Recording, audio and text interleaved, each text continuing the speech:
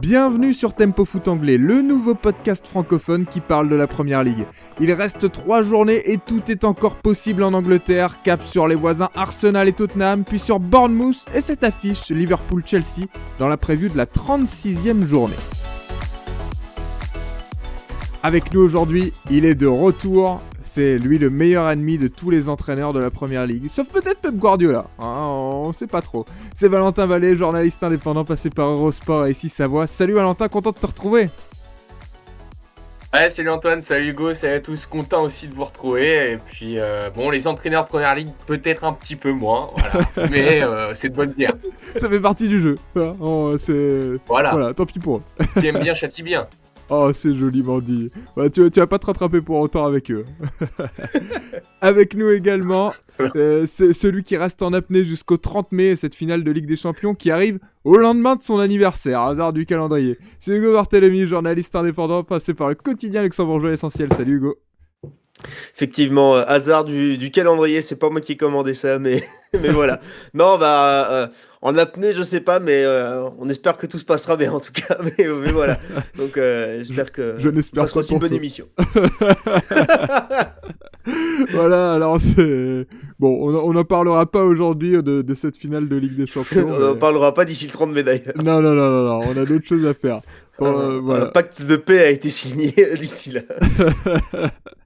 Parlons plutôt de cette journée qui nous attend de Première Ligue. Retour sur la preview de cette 36e journée de Première Ligue où on va se régaler encore, messieurs, parce que là, il reste effectivement 3 journées et tout est tout jouable, tout en haut, tout en bas, dans la course à l'Europe. Donc, j'ai envie de dire quel plaisir pour nous autres spectateurs.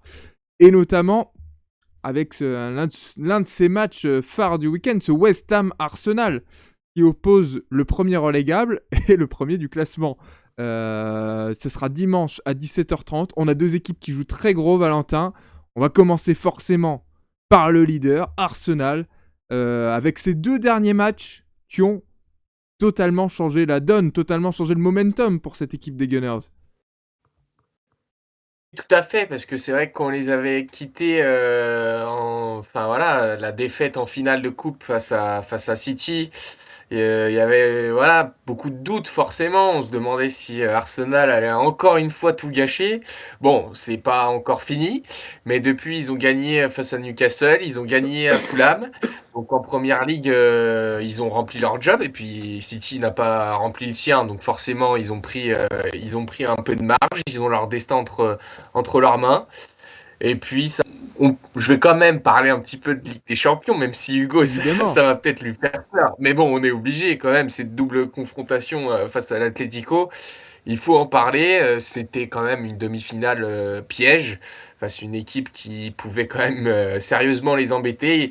Ils ont passé le test. Alors bon, c'était peut-être pas les 2 matchs les plus spectaculaires de cette compétition, mais bon, au final, voilà, ils ont assuré l'essentiel. Ils sont en finale et ça, c'est très important parce que ça va être leur dernier match de la saison et quoi qu'il advienne en Première Ligue, ils auront toujours cette finale à jouer. Donc j'ai envie de dire peut-être qu'ils auront aussi un petit peu moins de pression en Première Ligue. Honnêtement, oui, là, alors, le vent tourne très vite en Angleterre, donc je ne vais pas dire qu'il a définitivement tourné en faveur d'Arsenal. Mais en tout cas, c'est vrai que oui, il y a un mois de ça, on pouvait avoir très très peur pour les Gunners. Et ben là, ils sont dans une dynamique quand même qui est plutôt positive. Il y a 2 trophées, j'ai pas envie de dire qu'ils leur tendent les bras, mais en tout cas qui sont en ligne de mire. Et c'est vrai que même il y a encore, même avant ces 2 matchs, l'incertitude planait largement. Et on va dire que Arsenal est dans la bonne position en Angleterre. Bon, il n'y a plus de bonne position en arrivant en finale de Ligue des Champions. Il n'y a que 2 positions de toute façon. Donc c'est un vainqueur, un perdant. Mais en tout cas, Arsenal a encore 2 trophées à jouer au 7 mai, au 8 mai aujourd'hui, comme vous nous écoutez. Bon, 8 mai à tous d'ailleurs. Et donc, forcément, pour les Gunners, eh bien, il y a du lourd à assumer, des responsabilités à assumer. Parce que ce momentum, il a changé, tu le disais Valentin, et Hugo a peut-être une explication. Notre Attention, il nous sort la palette. Je ne savais pas comment on disait un palettier, un palettiste, je ne sais pas. Notre journaliste palette. Parce qu'il y a eu des changements tactiques au cours de cette saison d'Arsenal qui ont peut-être aussi impliqué ce changement de dynamique. Ouais, alors pas encore, devrait pas l'être promis, je vais acheter un tableau, comme ça je vous ferai des belles présentations pour les gens qui nous regardent sur YouTube et sur Spotify. Mais non, depuis mars à peu près, Arteta a quitté son 4-3-3 qu'il avait pas quitté depuis 2-3 ans, je pense. En tout cas, peut-être de rares occasions pour passer sur un 4-2-3-1 qui coïncide à peu près aussi avec un retour de Kai Havertz, alors qui aujourd'hui n'était plus dans l'effectif pour une nouvelle fois pour blessure. Le, Mais le changement n'est pas enfin, trop large, entre guillemets. On passe pas du tout au tout, mais il y en a quand même un, quoi. ouais, mais ça implique une nouvelle dynamique dans l'entrejeu, où avant, les trois milieux de terrain, qui soient défensifs ou offensifs, jouaient quand même souvent sur la même ligne, se retrouvaient souvent sur la même ligne avec trois offensifs devant. Maintenant, on a un numéro 10 nettement plus avancé, ces dernières semaines a souvent été aisé. On a aussi retrouvé, je disais, Kai Havertz dans ce rôle. Et je pense que, notamment pour Eberechi Eze, c'est beaucoup plus facile de jouer à ce poste-là, plutôt que Martin Odegaard, qui était souvent à droite de ce 4-3-3 dans le milieu de terrain, qui lui, par son aisance technique, pouvait jouer un peu plus bas, pouvait se permettre de remonter, de redescendre. Je pense qu'Eberechi Eze, ça lui convenait moins. Donc on a trouvé une manière de mettre en valeur ces joueurs. Je pense que c'est toujours quelque chose qu'on entend dans le management, peu importe le sport, il faut mettre en avant les qualités de ces joueurs plutôt que leurs défauts. Je pense qu'Arsenal arrive petit à petit à le faire. Je l'ai dit, ce changement il est intervenu en mars, on peut se dire que ça fait longtemps. Et comme je disais, c'est passé par plusieurs joueurs, plusieurs changements de poste. On a l'arrivée de Miles Lewis-Kelly depuis 2-3 matchs, aux côtés de Declan Rice, du coup, sur ces deux milieux défensifs. Alors on Qui voit est beaucoup sorti moins. blessé face à l'Atlético, un peu touché, Miles Lewis-Kelly. Oui, bah physiquement, il a pas beaucoup enchaîné les matchs depuis le début de saison, donc enfin voilà, et là il a enchaîné en quelques jours deux matchs on va dire celui de Fulham, en tout cas une grosse mi-temps, la première, la deuxième a été plus en gestion, et là un match quand même à haute intensité, notamment dans le physique, et je trouve qu'il apporte vraiment quelque chose. Alors on a beaucoup vu Martin Zubimendi depuis le début de saison, qui est arrivé cet été, qui est comme pour moi qui reste une très belle satisfaction du côté d'Arsenal. C'est vraiment un joueur qui convient parfaitement au système d'Arteta, à la première ligue. Mais Miles Lewis-Kelly apporte peut-être plus de prise de risque, plus d'initiative. Alors, ça comporte des risques, fatalement. C'est peut-être un peu plus de ballon. Mais il a ce profil technique qui lui permet de casser les lignes et d'aller soutenir. Bah là, c'était les deux matchs, c'est Eze qui avait débuté. Donc voilà, il apporte quelque chose. Et surtout, ça apporte aussi une flexibilité tactique parce que on l'a vu sur cette fin de match face à l'Atlético. Pour être plus défensif, il a fait rentrer de garde, il a fait rentrer des ailiers, il est repassé sur ce 4-3-3. Où on a vu Martin Odegaard très important dans cette gestion du pressing, de la défense. Donc il a plus d'options. Je trouve qu'avec ce 4-2-3, il s'est ouvert un peu plus d'options tactiques, Mikel Arteta, et c'est plutôt intéressant. Et je pense que ça coïncide un peu avec ce changement de dynamique. Il a vraiment retrouvé une nouvelle dynamique. Il a su insuffler quelque chose de nouveau, en tout cas dans cette équipe. Et finalement, on Et parlait... aussi, Oui, Valentin. ouais, aussi au-delà de l'aspect tactique, ce qui aussi m'impressionne depuis quelques matchs, c'est l'aspect mental, parce qu'au final, c'est aussi là-dessus qu'ils étaient attendus. Et on pouvait les sentir quand même un petit peu fébriles, en tout cas d'un point de vue extérieur, on n'est pas dans le vestiaire, mais et donc je trouve que, alors peut-être que enfin voilà, l'aspect tactique leur a permis de reprendre confiance et enfin ça influe aussi sur le mental, mais je trouve que mentalement, c'était aussi très, très fort malgré toutes les critiques et tous les doutes qu'il y a sur cette équipe, de réussir à passer au-delà et au final à tenir le cap. Bah, je parlais de comment jouer sur les qualités de ses joueurs. Je pense que Victor Gyökeres en est aussi un bel exemple, dans le sens où enfin, en début de saison, il a été beaucoup critiqué, mais je pense que Mikel Arteta, mais aussi les coéquipiers autour ont compris quelles étaient les qualités de Victor Gyökeres. C'est-à-dire que c'est pas forcément balle au pied dans la technique, mais c'est un monstre physique. Je pense que son match face à l'Atlético l'a démontré. Il court partout, il en impose, il pèse sur les défenses, et en fait, bah, maintenant ils en jouent, les Gunners. Ils Est-ce vont que tu as jouer des retrouvé longs son nombre ballons de sur lui. kilomètres sur ce Toujours pas. match-là? Ah, non, Toujours c'est- pas. Si vous savez combien de kilomètres a parcouru Victor Gyökeres sur cette demi-finale, cette statistique m'intéresse. Je n'ai pas d'abonnement Opta, donc je ne l'ai pas actuellement. Mais voilà, ça doit être trouvable. J'ai juste pas assez cherché. J'avais d'autres choses à faire pour être très honnête Ah avec bah vous d'accord, aujourd'hui. super. Non, mais voilà, peut-être mon foot anglais n'est pas mon métier principal. Non, bah, quand même, on aurait espéré que tu te Déçoit les développes un peu auditeurs plus. là, c'est pas bien ça, hein. Et finalement, on a beaucoup parlé du recrutement de cet été avec bah, plus de joueurs, plus de solutions. C'est ça qui apporte aussi cette flexibilité, parce qu'avant, on n'était pas capable de changer de dispositif, parce qu'on n'était pas capable d'avoir la ressource pour non plus. Maintenant, du côté des gars, Et quand vous jouez en première ligue, vous êtes obligé.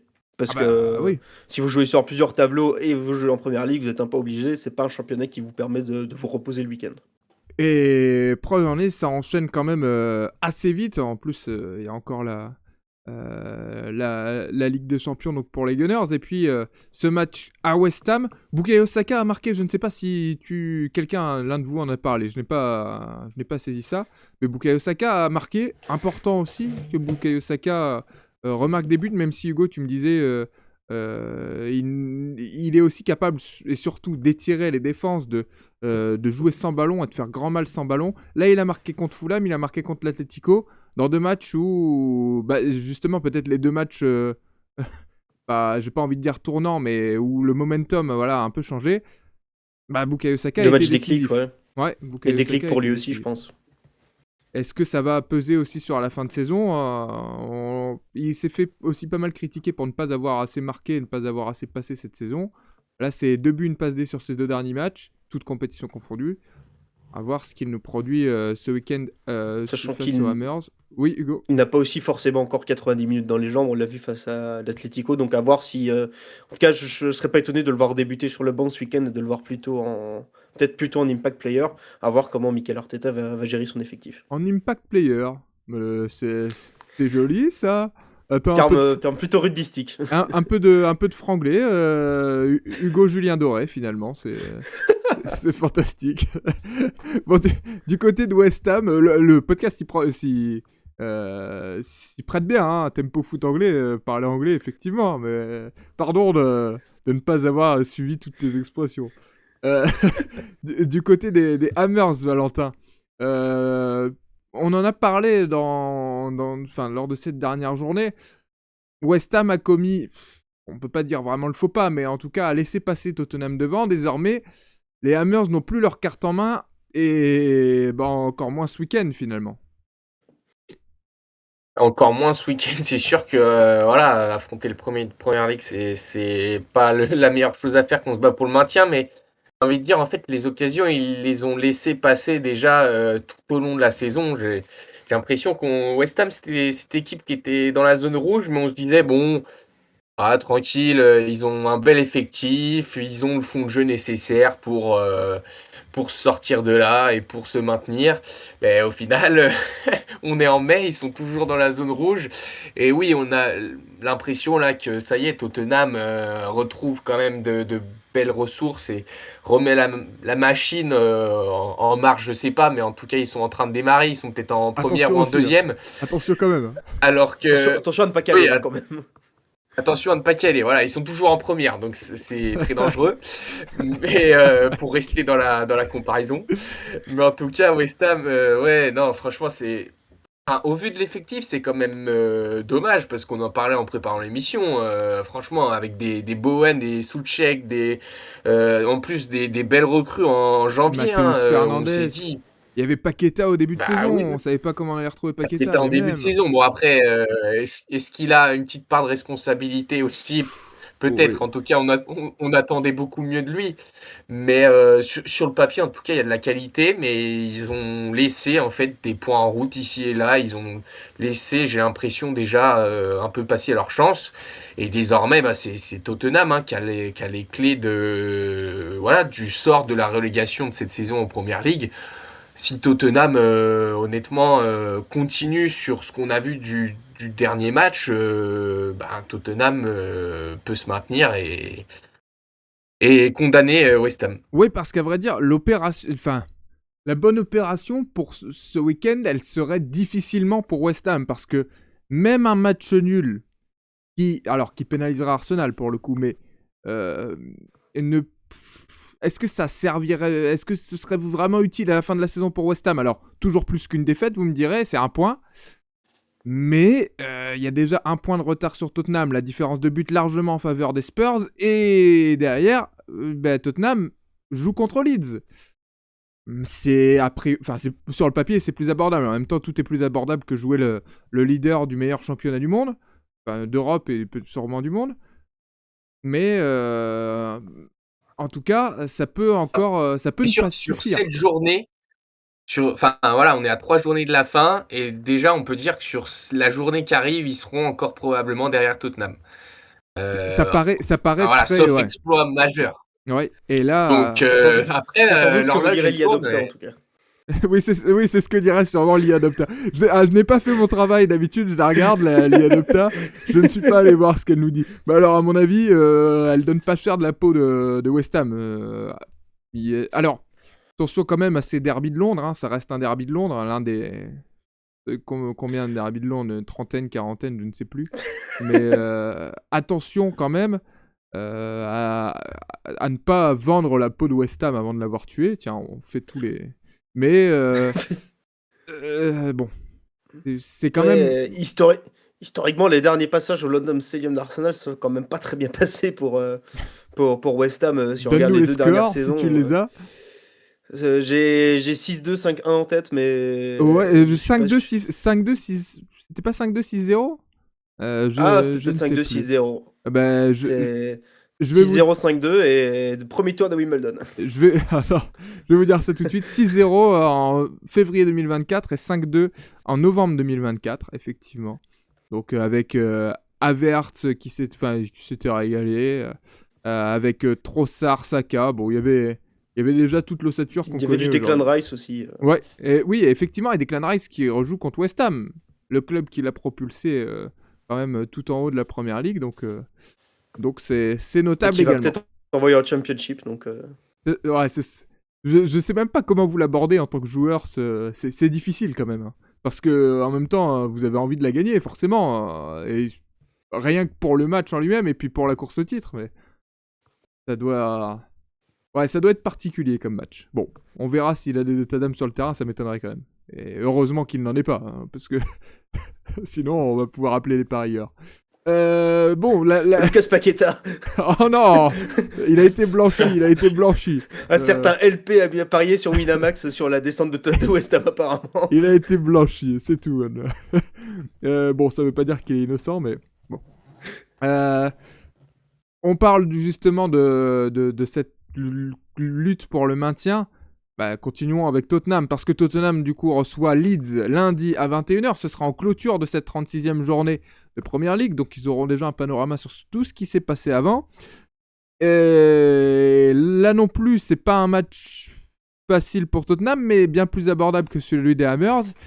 Hugo, il y a une des clés de ce match qui va quand même se jouer sur le rapport entre l'animation offensive de Leeds et l'animation défensive, enfin en tout cas la défense de Tottenham.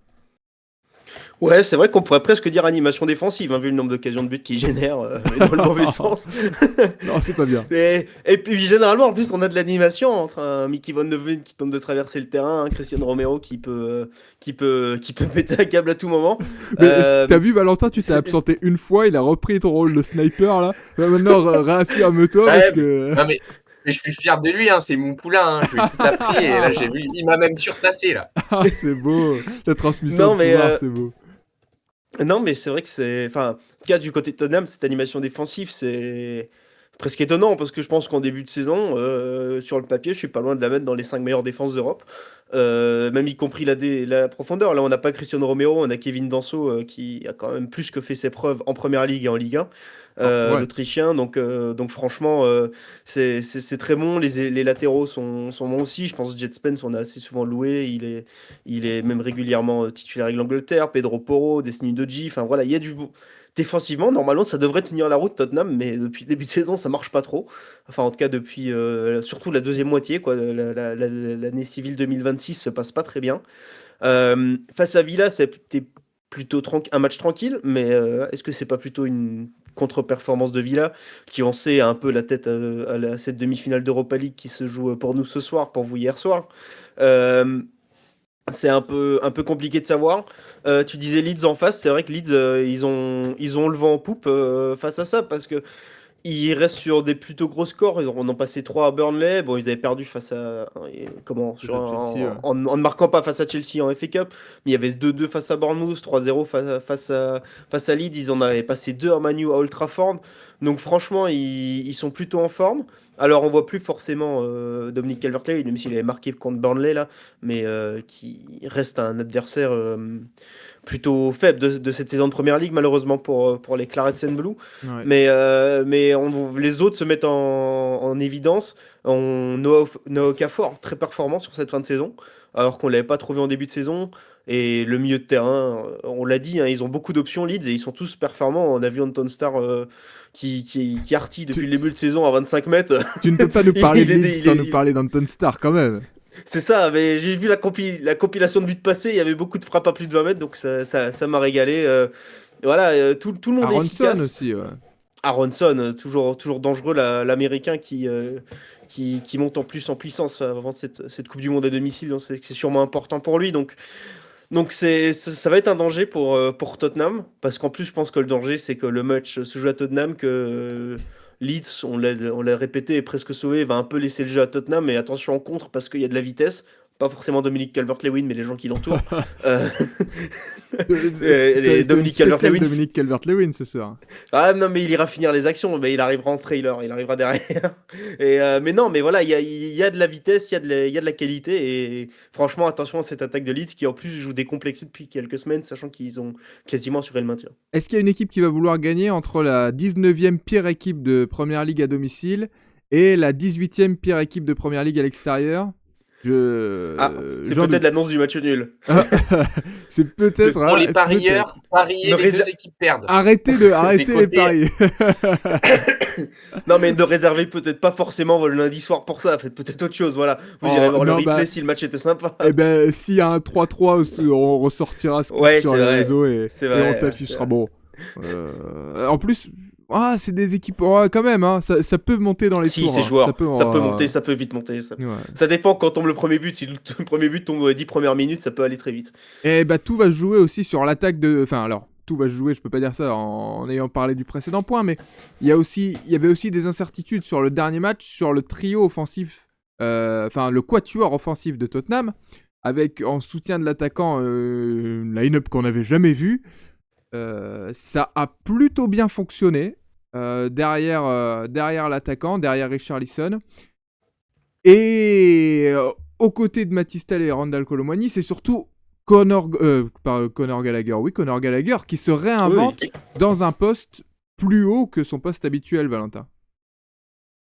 Ouais, on a plutôt l'habitude de le voir milieu central, voire il peut même jouer aussi milieu défensif. Mais bon, du côté de Tottenham, avec Palhinha et Bentancur, c'est pas ce qui manque. Mais effectivement, avec la blessure de Xavi Simons, c'était voilà, il y avait ce manque parce qu'honnêtement, le Néerlandais avait quand même, sur les derniers matchs, bien pris les commandes du jeu de Tottenham. Et il fallait quelqu'un donc pour animer et pour faire le relais entre ce milieu et ce trio offensif dont tu as parlé. Et je trouve que Conor Gallagher, honnêtement, a rempli formidablement bien son rôle, hein, buteur sur le dernier match. Et beau but. Et honnêtement, un beau but. Et puis je trouve qu'il, voilà, dans le jeu, honnêtement, c'est une superbe recrue de l'avoir pris au mercato hivernal parce qu'il apporte, je trouve, beaucoup. D'autant plus qu'il a été relancé encore plus, je dirais, sous De Zerbi, hein. C'est ce qu'il expliquait, que voilà, De Zerbi avait entretenu individuellement avec beaucoup de joueurs, dont lui, et ça lui avait quand même vachement ramené de la confiance parce que, bon, on l'a déjà vu en première ligue du côté de Chelsea. C'est vrai qu'il était plutôt performant sur sa deuxième saison avant de partir à l'Atlético. Et là, je trouve que ouais, il a repris de l'épaisseur et enfin, il pue le foot quoi. C'est un milieu anglais que, enfin, en tout cas moi comme j'adore.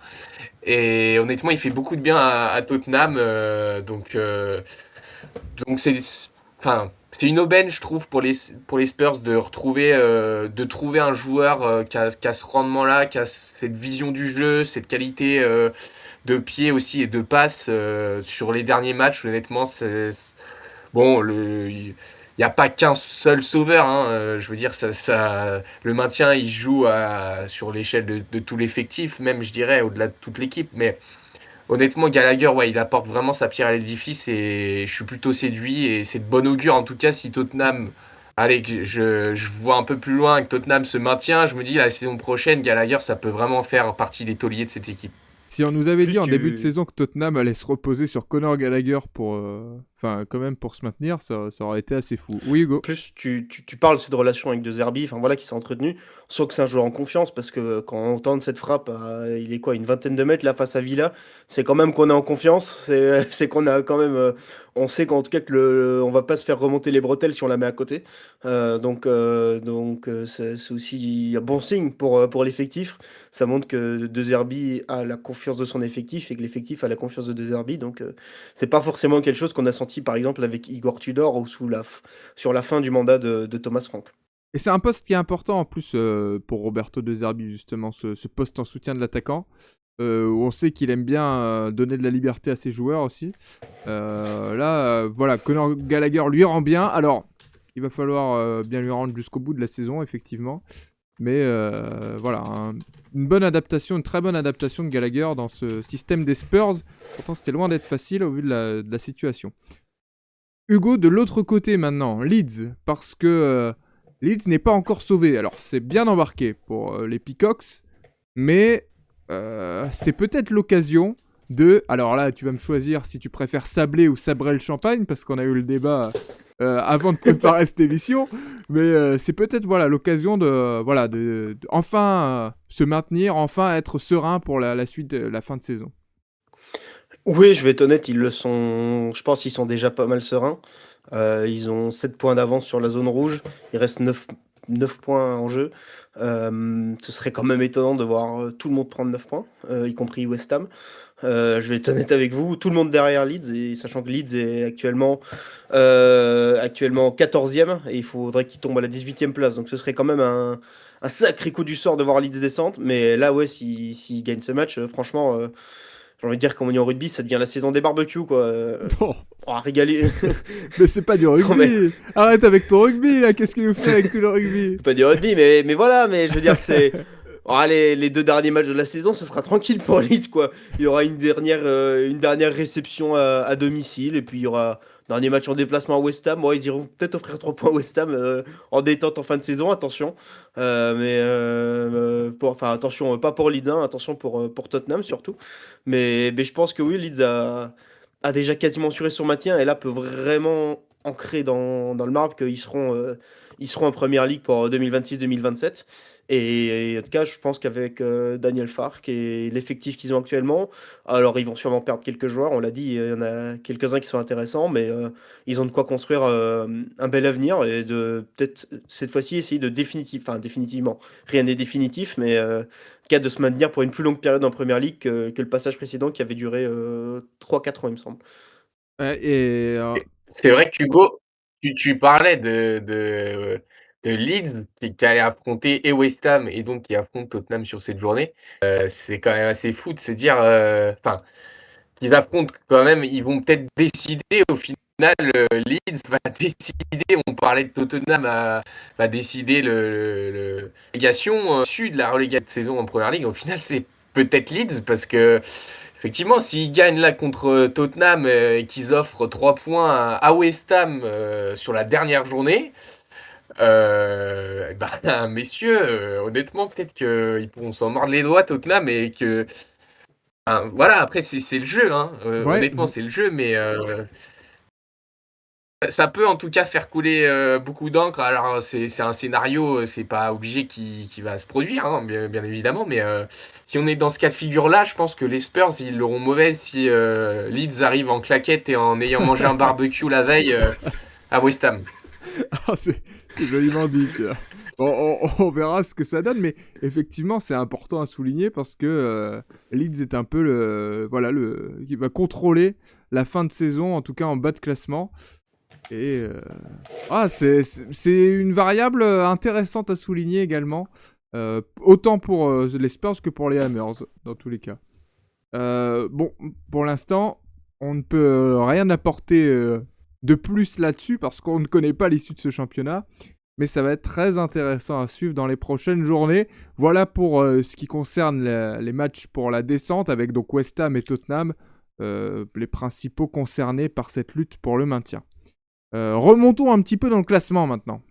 Partons sur la pelouse de Craven Cottage pour retrouver Fulham et Bournemouth dans un match d'équipe qui joue la Coupe d'Europe, mais un match un petit peu, j'ai envie de dire, de geek de la Première Ligue quand même. Ce sera samedi à 16h. On va commencer par Bournemouth parce que c'est l'une des équipes les plus impressionnantes depuis la trêve hivernale. Bournemouth est sur une série exceptionnelle et l'objectif va être pour Andoni Iraola, qui va partir en cette fin de saison, va être d'aller chercher cette place européenne, enfin, si méritée d'ailleurs. Hugo. Ouais, 14 matchs sans défaite pour Bournemouth. C'est la plus grosse série des 5 championnats majeurs. Donc ça place quand même la performance. C'est mieux que le Bayern en Bundesliga, c'est mieux que le PSG en Ligue 1. Enfin voilà, et ils le font en Première Ligue, donc ça veut quand même dire quelque chose. On les avait un peu perdus en milieu de saison, parce qu'en début de saison, on se souvient de ce Bournemouth avec Antoine Semenyo qui affolait les compteurs, hein, qu'on retrouvait régulièrement dans le top 6, voire dans le top 4.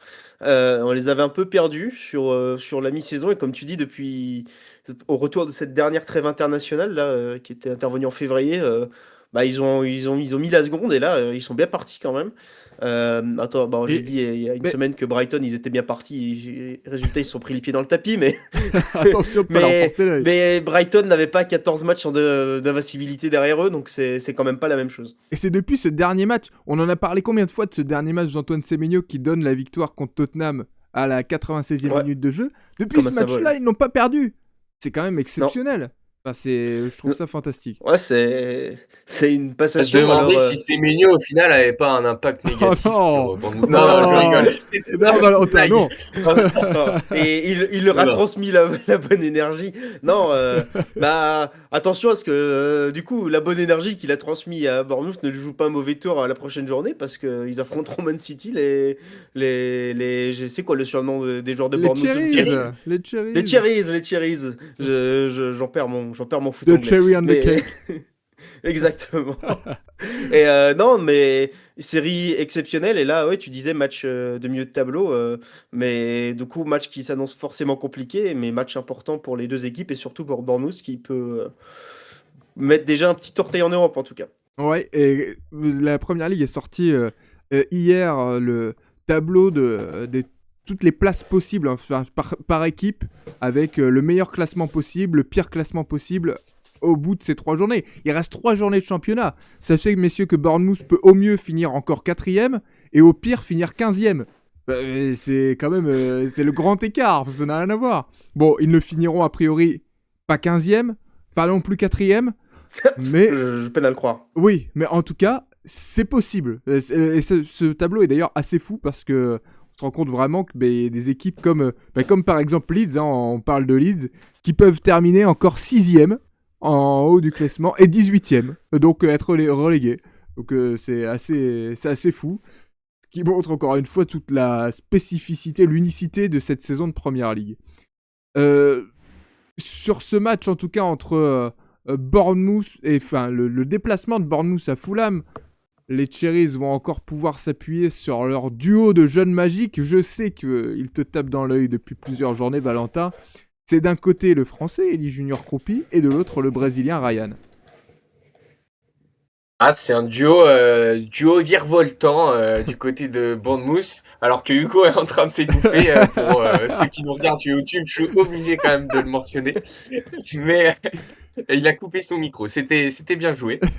Mais en tout cas, non, ce duo-là, il est assez exceptionnel, parce que c'est déjà un duo qui est très jeune, que ce soit Ryan qui a 19 ans, Elie Junior Kroupi qui a aussi moins de 20 ans, je sais plus quel âge il a, mais 19 ans également, oui, et puis d'ailleurs il a égalé un record la semaine dernière, il a égalé le record du nombre de buts de la Ligue pour un joueur de moins de 20 ans, il en est à 12 buts, et donc il rejoint deux Robbie Fowler et Robbie Keane.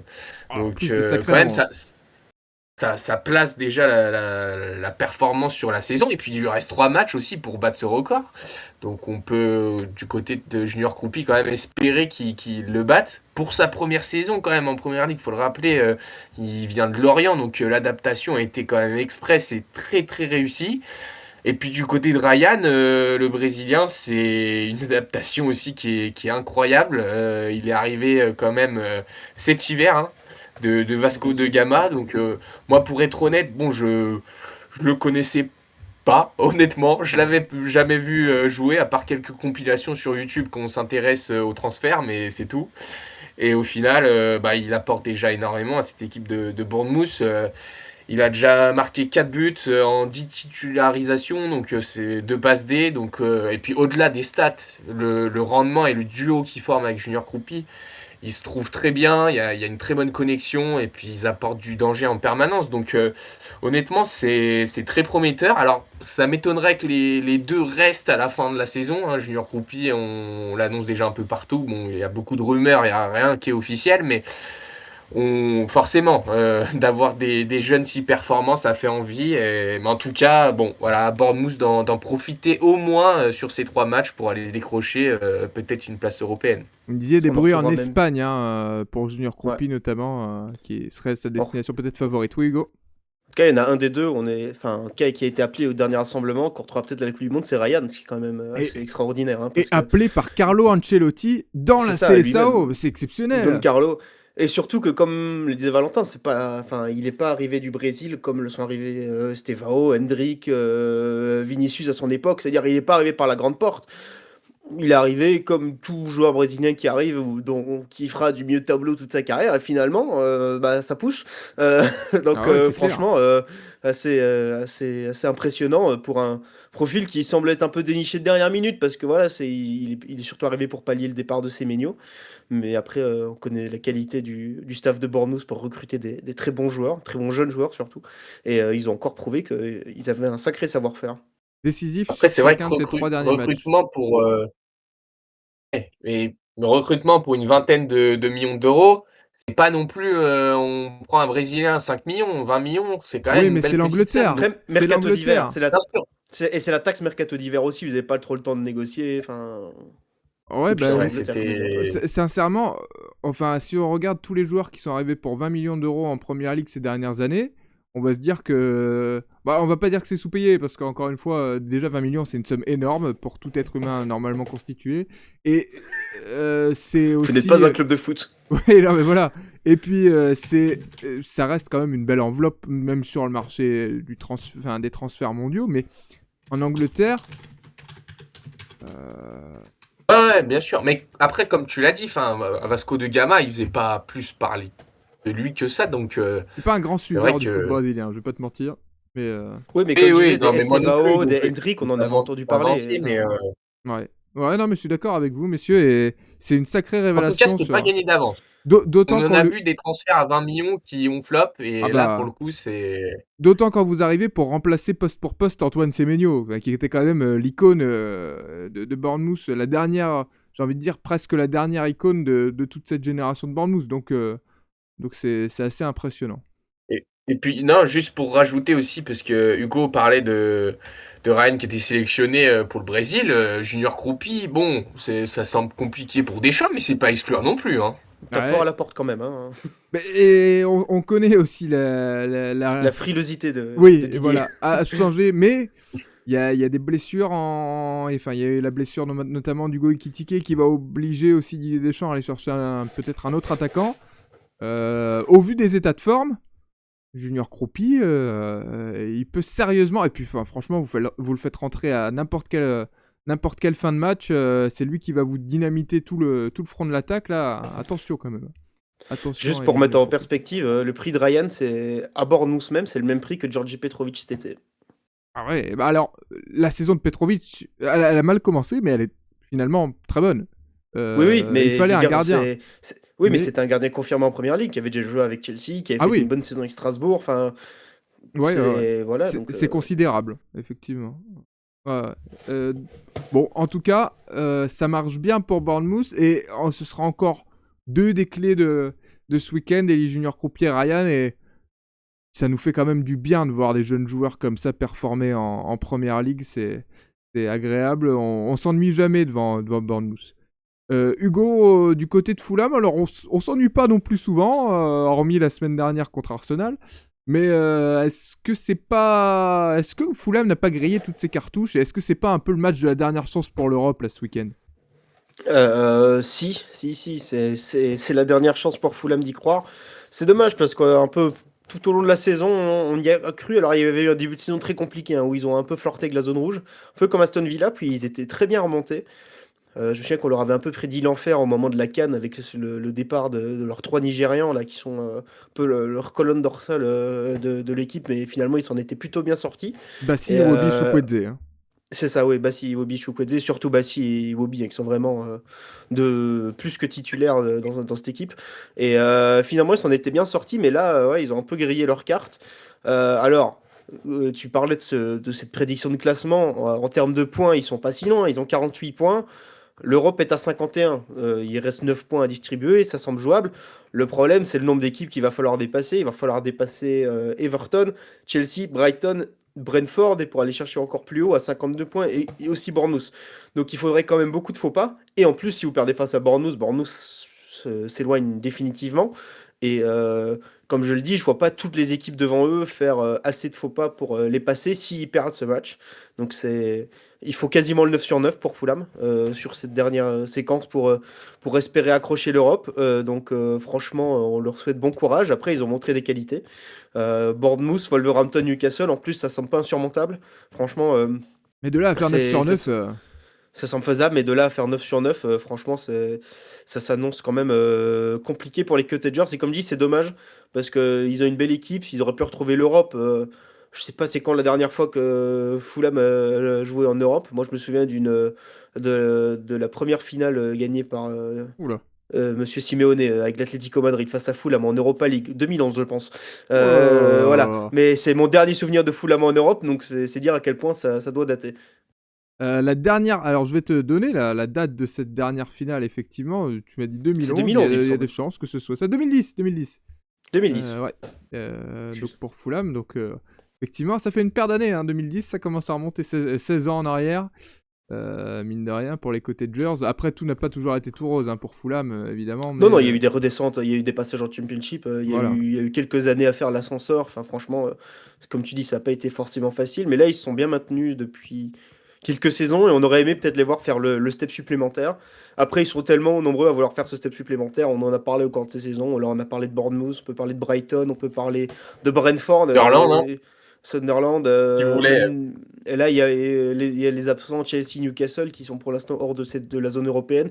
Enfin, il y a tellement de candidats à ces places européennes. Et il y en a déjà tellement en Angleterre qu'on va pas donner l'Europe à tout le monde. Mais ouais, il y a beaucoup de candidats et du coup, forcément, il y aura beaucoup de déçus. On va suivre évidemment l'évolution de cette situation de très près. Et ce match potentiellement de la dernière chance pour Fulham. Match de la dernière chance. Puisque nous parlons de ça, restons sur le même thème. Avec le dernier match de cette preview qui opposera Liverpool et Chelsea. C'est sur le papier et au vu des saisons précédentes l'une des affiches du week-end. Peut-être la plus grosse affiche en termes de prestige des deux clubs. Ce sera samedi à 13h30 en ouverture de la 36e journée. Mais est-ce que c'est finalement pas là aussi le match de la dernière chance pour les Blues dans la course à l'Europe, Valentin? Complètement, c'est le match de la dernière chance pour eux aussi. Ils sont désormais un petit peu relégués hein, quand même au classement. Ils sont à 4 points de Bournemouth, donc on imagine qu'une défaite à Liverpool face aux Reds, bon bah ce serait presque saison terminée barbecue. Non, à une exception près quand même, c'est qu'ils ont la finale de FA Cup à jouer contre Manchester City. Le 16 mai prochain. Mais voilà, s'ils perdent contre Liverpool, on peut se dire que le 16 mai au soir, soit ils ont un trophée, ils sont en vacances et ils sont, bon, je sais pas si on pourrait dire heureux, mais en tout cas, ils sauveraient peut-être les meubles. Mais oui, non, honnêtement, ce match à Liverpool, il faut qu'ils le gagnent. Mais en même temps, ils sont sur une série quand même de 6 défaites consécutives. Donc, voilà, le défi est quand même assez énorme. C'est pas le Chelsea de novembre où on se dit, bon, bah, ils ont toutes les cartes en main pour battre Liverpool chez eux, y a pas de souci.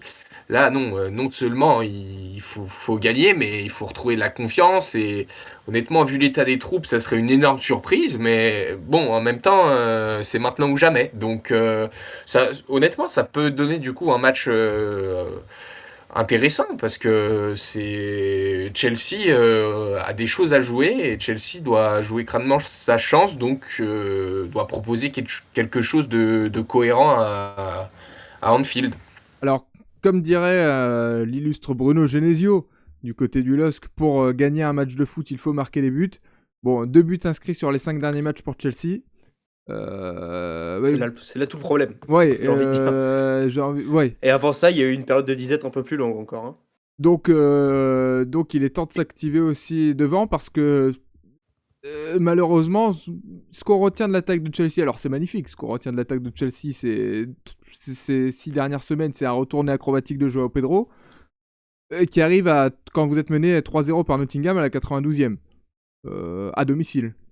Donc, c'est fou, hein, parce que Joao Pedro, même en février, enfin, je me souviens quand ils affrontaient le PSG en Ligue des Champions, c'était la menace. Il restait sur une série exceptionnelle de buts. Alors, je m'en souviens pas exactement C'était de le meilleur la 9 stat, de mais Première Ligue. Hein. Ouais. ouais, voilà. Donc, Après, c'est fou comme est-ce qu'on peut peut vite tourner. lui... Ouais, mais est-ce que lui, il peut faire beaucoup plus? 15 buts, 5 passes D en 29 titularisations.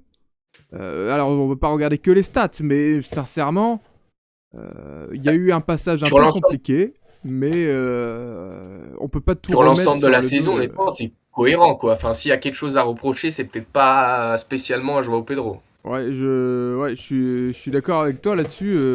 Pour moi, il en a quand même plus donné que ce que j'imaginais, ce que je pensais qu'il donnerait Ouais, en arrivant. Donc, Et c'est vrai que quand on voit qu'au dernier match, là, face à Nottingham, on envoie le petit Jesse Derry au feu, qui en plus fait un plutôt bon match.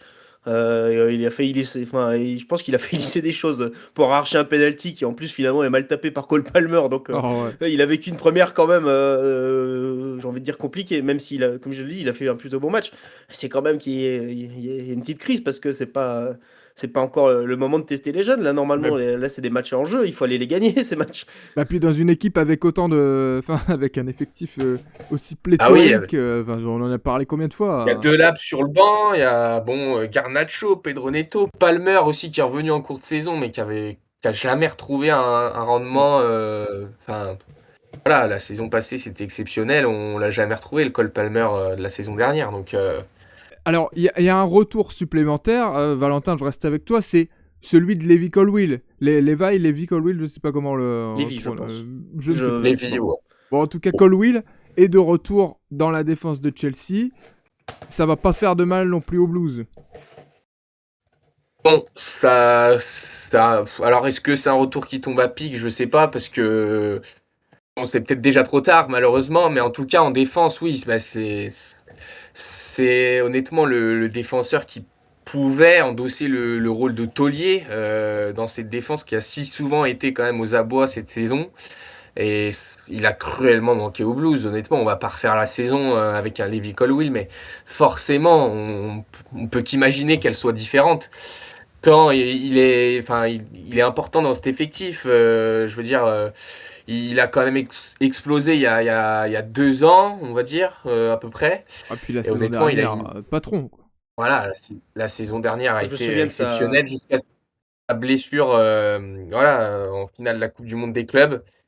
Et c'est fou de se dire qu'au final, on va pas expliquer non plus la saison très compliquée de Chelsea juste à cause de cette blessure, mais peut-être que Chelsea a quand même perdu quasiment sa saison sur cette blessure en finale de Coupe du Monde des clubs et donc pourrait C'est- regretter un calendrier aussi surchargé parce que C'était on- pas après la Si, parce finale, que je vois c'était qu'il avait pendant fait un l'été, je amical crois. avec la U21. Donc, Mais c'était pendant l'été, je crois. Ah oui, Avant le début de saison, pendant ils l'été, avaient oui, annoncé, pardon. ouais. ouais. Ils nous avaient annoncé le forfait de Colwill. Mais. Et plutôt Et proche oui. du début de la saison, de ce que je me souviens, donc pas beaucoup de temps non plus pour se retourner. Non, enfin moi je me souviens aussi de sa Coupe du Monde des clubs, alors on pense qu'on veut de ce tournoi, mais si Chelsea est champion du monde des clubs, c'est quand même partie grâce à lui. J'ai été voir ses notes sur la Coupe du Monde des clubs, il passe pas en dessous de 7, donc ça veut quand même dire quelque chose. Il fait partie de cette équipe qui a su tenir le Paris Saint-Germain. Alors certes, le Paris Saint-Germain qui était quand même un peu en vacances pour s'éclater aux États-Unis, mais qui jouait quand même à un Cramé, plutôt bon surtout. niveau. Et ouais, cramé physiquement, qui profitait, mais qui ça restait le Paris Saint-Germain. Il y avait quand même de la qualité sur le terrain, mais ils ont réussi défensivement à tenir. Donc il était un peu le symbole de cette équipe défensivement. Ça fait quelques années qu'on disait qu'il manquait un patron dans cette équipe. Il faut absolument qu'il revienne. Enfin, en tout cas, là, c'est un très bon signe qu'il revienne. Et il faut que les minutes qu'il peut prendre dans cette fin de saison, il doit les prendre pour avoir la confiance pour 26-27, parce que Chelsea se dirige quand même vers une saison pas loin de blanche. Pour arracher l'Europe, il va quand même falloir brûler quelques cierges, à mon avis, parce que la fin de saison s'annonce quand même chaude pour eux. Et il va falloir réussir à reconstruire quelque chose de cohérent. Et ça peut passer, en tout cas en défense, il faut reconstruire. Et ça peut passer par un travail autour de Lévi Colwill. Ouais, Ouais, c'est fou de se dire ça aussi, parce qu'il a que 23 ans, et de se dire on C'est compte un peu sur un comme Rhys gamin James. qui a Un peu comme 23 ans Rhys James. pour. Ouais, et Rhys Qui est James, j'ai très l'impression jeune, il est là depuis 10 ans et qu'il a déjà 30 ans, mais ouais, mais il avait peut-être déjà que. très jeune ce rôle aussi. Et finalement, quand Chelsea gagne la Ligue des Champions, c'est déjà presque un taulier, Rhys James. Donc, ouais. Et il est plus jeune qu'il oui, il est l'avait. plus jeune, hein. Bon, Hugo, quand même, parlons des Reds, parce que la qualification en Ligue des Champions est presque assurée pour Liverpool. L'objectif minimal, entre guillemets, après ce qu'il s'est passé cette saison. Au vu des départs qui s'annoncent là pour cet été, avec beaucoup de cadres encore, là on va définitivement tourner la page du Liverpool de Klopp, hein, je pense. Ouais. Il reste Van Dijk quand même, mais et même Konaté. Mais au vu des départs qui s'annoncent, est-ce qu'on tenterait pas des choses côté Liverpool sur la fin de saison, là, sur les 3 derniers matchs, pour faire jouer notamment des jeunes? Il y a pas mal de jeunes pousses qu'on a commencé à voir entrer en jeu à Liverpool. Ouais, c'est ça. Bah, tout au cours de la saison, on a vu beaucoup Rio Ngomoa, qui a notamment été décisif en début de saison face à Newcastle avec un but dans les dernières minutes. C'est peut-être le moment de lui donner, j'ai pas envie de dire les clés du camion, quoique, on l'a dit, on a parlé des joueurs de Chelsea, je me souviens de Bukayo Saka qui très jeune a pris des responsabilités à Arsenal, Cole Palmer qui quand il arrive à Chelsea est très jeune aussi, donc Et il ça y avait des peut... grosses attentes sur. Pardon, je te coupe là-dessus. Sur Liverpool-Fulham, quand il avait marqué son Ouais. but là, tout de suite. Je me souviens du match retour contre le PSG en Ligue des Champions. Dès qu'il touchait le ballon, on attendait qu'il fasse son numéro et qu'il marque les buts. Preuve à quel point on sait que son talent est grand et on a envie de le voir aussi prendre des responsabilités au Reds. Ouais, c'est ça, et comme je disais, là il a 17 ans, donc la saison prochaine il ira sur ses 18 ans, donc ça peut paraître jeune, mais ça peut aussi être déjà le moment, si Liverpool le sent, si le staff le sent. Ça a quand même l'air d'être un joueur qui, enfin on l'a dit, il pétrit de talent à un niveau qui semble assez exceptionnel, et je pense qu'on a découvert qu'un fragment du talent de Rio Ngomoa. Donc c'est peut-être le moment de lui donner les clés du camion sur cette fin de saison. Il y a des absents pour blessure, on sait qu'il y a des joueurs qui vont partir. Est-ce que ça vaut la peine de leur donner du temps de jeu alors que de toute façon ils seront plus là dans 2 mois? On peut se poser un peu la question. Enfin voilà, on peut leur donner quelques minutes parce que quand même leur laisser des derniers moments on field, bien évidemment. Tu l'as dit, c'est un peu cette génération club qui s'en va, ça reste des légendes. Mais voilà, je pense aussi à Trainioni, qu'on a déjà vu quelques fois dans le milieu de terrain, qui peut aussi être un jeune intéressant pour l'avenir. Et c'est peut-être le moment, voilà, même de sortir des noms qu'on connaît pas encore, mais de leur donner leur baptême du feu dans un contexte, j'ai envie de dire, sans pression, parce que tu l'as dit, la qualification, elle est quasi assurée, franchement. Ce serait vraiment un cataclysme de voir Liverpool sortir des 5. Et je vois franchement aucun scénario où ça arriverait, aucun scénario plausible en tout cas. Donc c'est le moment, j'ai envie de dire, de sans trop de pression, lancer des jeunes, parce que, comme on l'a dit, c'est un changement de cycle à Liverpool, et il va falloir trouver des nouvelles choses, et pourquoi pas s'appuyer sur l'académie avant d'aller faire ses emplettes cet été. C'est dommage par exemple pour un Stefan Bajcetic là qu'il soit blessé. Ouais, c'est dommage qu'il soit blessé, j'aurais bien aimé le voir plus aussi. Alors, ouais, Stefan Bajcetic, l'espagnol, Oui, de nom et d'accent, ça s'entend pas non plus parce qu'il a un accent de Liverpool, donc ça, je je sais l'ai pas si jamais vous l'avez entendu déjà entendu parler. l'interview. Ah non, Je pense qu'il est arrivé très jeune à Liverpool et du coup son accent anglais est imprégné de la ville. Paddy the Baddy. Aussi. Non, pas du Wimbledon, non, tant pis, je laisse les comparaisons UFC pour plus tard, promis. Ouais. tu m'as surpris un petit peu. Pardon, je t'avais pas prévenu. Bon, en tout cas, on a hâte de les voir à l'œuvre parce que c'est vrai que les frasques de Ngumoa et même les bonnes entrées en jeu de Trainioni notamment montrent qu'il est encore du très très lourd en réserve dans cette équipe de Liverpool. Et on va en avoir peut-être un avant-goût avant la saison prochaine, comme tu nous le rappelais, Hugo. Bien voilà, je pense qu'on a fait le tour là-dessus. Je sais pas si sur ce Liverpool-Chelsea, il y a encore quelque chose qui vous inspire, mais on est parti sur le Derby of England la semaine dernière face à Liverpool-Manchester United, en se disant, bon, la saison est peut-être déjà pliée pour les deux équipes. Est-ce qu'on va avoir du spectacle ? On en a eu. Alors partons sur les mêmes bases. Disons, bon, est-ce qu'on va avoir du spectacle en espérant qu'on ait le même ? Parce qu'on se régale au moins. Oui, Hugo, En espérant que Chelsea soit pas tétanisé par l'enjeu, parce que tu l'as dit, il n'y avait pas d'enjeu la semaine dernière, donc peut-être que ça a aidé aussi à créer du spectacle. Ouais, enfin bon, il faudra un moment que Chelsea arrête d'être tétanisé pour tout et pour rien, parce qu'ils peuvent encore... Et sur le tableau, tiens d'ailleurs, le fameux tableau de la Première Ligue, là, où on voit le meilleur classement et le pire classement pour chaque équipe, Chelsea peut encore terminer 16ème de Première Ligue. Bon. A priori, non. Et un peu 6ème Faut pas qu'il voit ce tableau, par contre, parce que sinon... Non, mais bon, il y a quand même une grosse marge encore, une grosse fourchette. Bon, on verra. Ils peuvent avoir un titre quand même. Donc, c'est vrai. Et sauver largement leur saison. Ouais. En Europa League, il y a ce titre, donc ça peut être très important. Effectivement. La suite de ces matchs, messieurs, samedi, il y aura aussi Brighton-Wolverhampton pour ceux qui ont envie de j'ai même pas envie de... Je sais même pas comment le décrire. Se farcir ça. Il y a 2 matchs à 16h, franchement. Ouais, pendant le multiplex, il y a aussi en même temps à 16h, donc ce Fulham-Bournemouth et Sunderland-Manchester United. Tiens, ça peut valoir le coup également. Man City-Brentford, très très important. On n'en a pas encore parlé, mais on risque d'en reparler dans le débrief de ce Man City-Brentford. Dimanche, Burnley-Aston Villa, Crystal Palace-Everton, Nottingham Forest-Newcastle, avant donc ce West Ham-Arsenal. Et puis on conclura donc lundi avec Tottenham-Leeds.